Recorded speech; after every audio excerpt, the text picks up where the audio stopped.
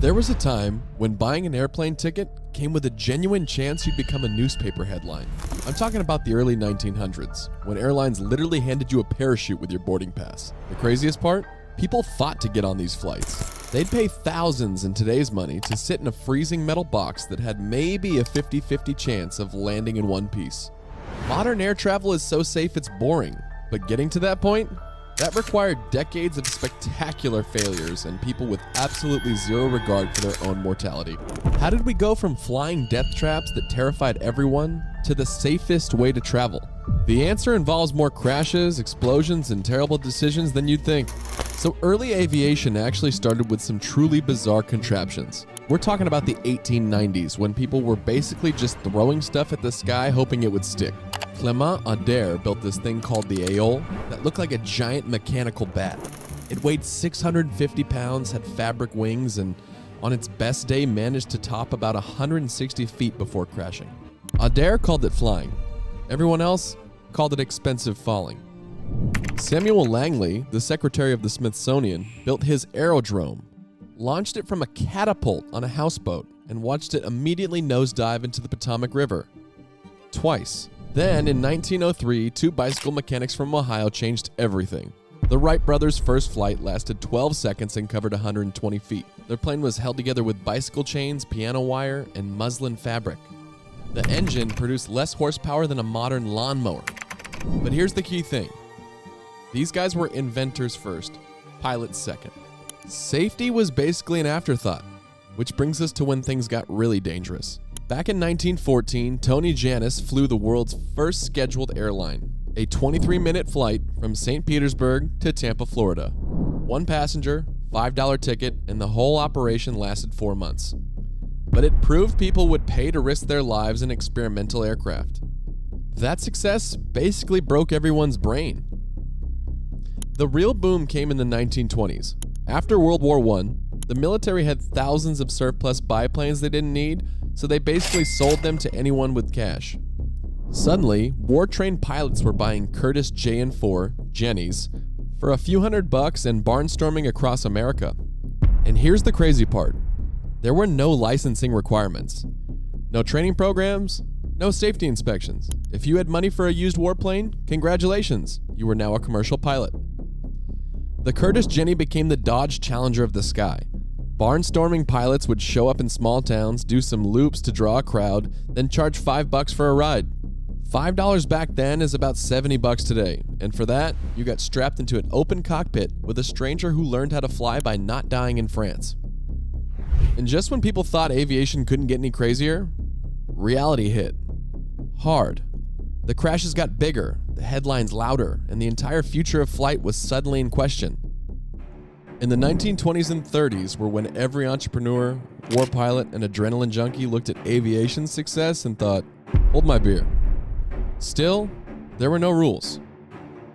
Want to fly across the Atlantic alone for 33 hours straight with no autopilot? Charles Lindbergh did it in 1927, staying awake by slapping himself and sticking his head into the freezing wind. Want to race military fighters around pylons at 250 miles per hour? The Thompson Trophy races were basically aerial demolition derbies where planes would literally disintegrate mid-race. But the real insanity was in commercial aviation. Airmail pilots were flying in weather that would ground every plane today, navigating by following railroad tracks and lighting bonfires on mountaintops. Airlines were operating flying boats that landed on the open ocean to refuel. Beautiful but terrifying machines, where rough seas could easily sink you. And then there was the accident rate. In 1929 alone, there were 51 fatal commercial airline crashes worldwide. That's roughly one deadly accident per week. For comparison, modern aviation sees maybe one fatal accident per million flights. The passenger experience was peak good luck, don't die. Open cockpits, freezing winds, deafening engines. Airlines handed out goggles, leather helmets, and cotton for your ears because the engine noise could cause hearing damage. If you wanted to use the bathroom on a transatlantic flight, well, you planned ahead. It felt like progress, right up until wings started falling off midair. By the 1930s, all this aerial experimentation started catching up with the industry. Big time. The Knute Rockne crash in 1931 was the turning point. A TWA flight broke apart in midair, killing all 8 people aboard, including the famous Notre Dame football coach. The cause? Water had seeped into the wooden wing structure, causing the glue to fail. The wing literally fell off during clear weather. Public outrage was intense. How could a commercial airliner just fall apart? The investigation revealed airlines were using surplus military aircraft never designed for civilian use, with minimal safety inspections. A few years later, technology finally caught up.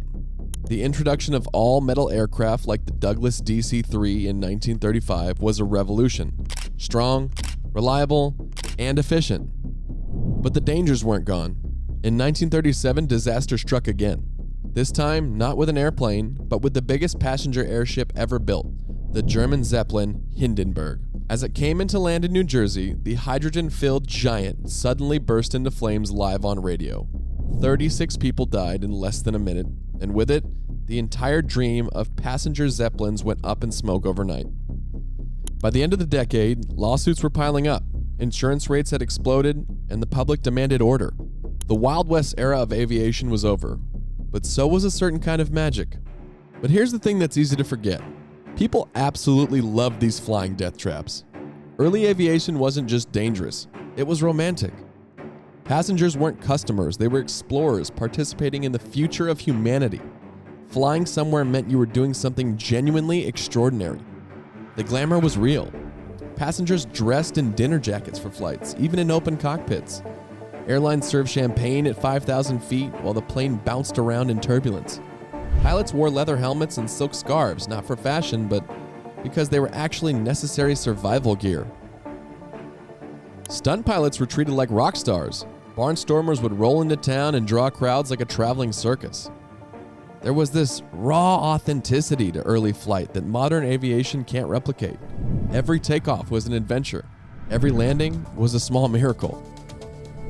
When Hindenburg landed in Paris, 150,000 people mobbed his plane, trying to tear off souvenirs. Aviation stocks tripled overnight. These weren't just transportation pioneers. They were genuine heroes doing genuinely heroic things. The psychological thrill of genuine risk, the knowledge that you were doing something that could actually kill you, added an element no amount of safety engineering can replicate. By the 1940s, the party was over. World War II forced massive advances in aviation technology. Better engines, radar, reliable radios, accurate weather prediction. All that military tech flowed into civilian aviation after the war. The International Civil Aviation Organization was founded in 1944 to create global safety standards. No more cowboys making up rules as they went. Commercial jets like the Boeing 707 in 1958 revolutionized everything. They were faster, higher flying, and far safer than anything before. Jet engines were more reliable. Pressurized cabins meant you could breathe at 35,000 feet, and automated systems reduced pilot error. Airlines hired professional crews, not barnstorming heroes. Pre-flight checklists replaced kick the tires and light the fires. Insurance companies demanded safety records, not death-defying stunts. The Daredevil era was officially over, which was great for survival rates, but terrible for adventure stories. Not everything from the chaos era disappeared, though. Vintage aircraft shows keep the spirit alive, minus most of the actual danger. Museums preserve these terrifying original aircraft. You can see the Wright Flyer and marvel at how anyone was brave enough to get in that thing. Modern aerobatic teams like the Blue Angels maintain that precision flying tradition, but with decades of safety research behind them. Some experimental aircraft still push boundaries, just under intense oversight. And if you really want that old school terror, you have to travel. Some countries still operate vintage aircraft commercially, or you can take scenic flights in restored biplanes that would make modern insurance companies physically ill. So were early airplanes terrifying? Obviously. Dangerous? Absolutely. Flying death traps that probably shouldn't have existed? Yeah, definitely. But were they also incredible examples of human courage and ingenuity? Also yes. Look, I'm not saying we should bring back planes held together with piano wire or airlines that hand out parachutes instead of peanuts. That's obviously insane. Modern aviation is better in every measurable way. But we did lose something when we made flying completely safe and predictable. The psychological thrill of genuine risk, the knowledge that you were doing something truly extraordinary, added an element that no amount of engineering can replicate. Early aviation pioneers weren't just building planes. They were proving that humans could actually fly. Every flight was a statement that the impossible was possible. Modern passengers are buying transportation. Early passengers were buying transformation. The wild creativity of those early days gave us innovations we still use today.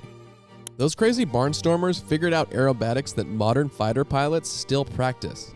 Those dangerous airline routes mapped the air corridors we still fly. Those experimental aircraft taught us the engineering principles that make modern jets possible. And honestly, part of me really wants to experience that chaos just once. Not the dying part, obviously, but the feeling of genuine adventure, of participating in something that was changing the world in real time. So what do you think? What's the scariest flight you've ever been on? Would you go back to the barnstorming days if you could? Or are you glad your pilot has more training than survived France? Let me know in the comments. And if you want more stories about the good old days when everything was way more dangerous and somehow more fun, hit that subscribe button. Trust me, we're just getting started.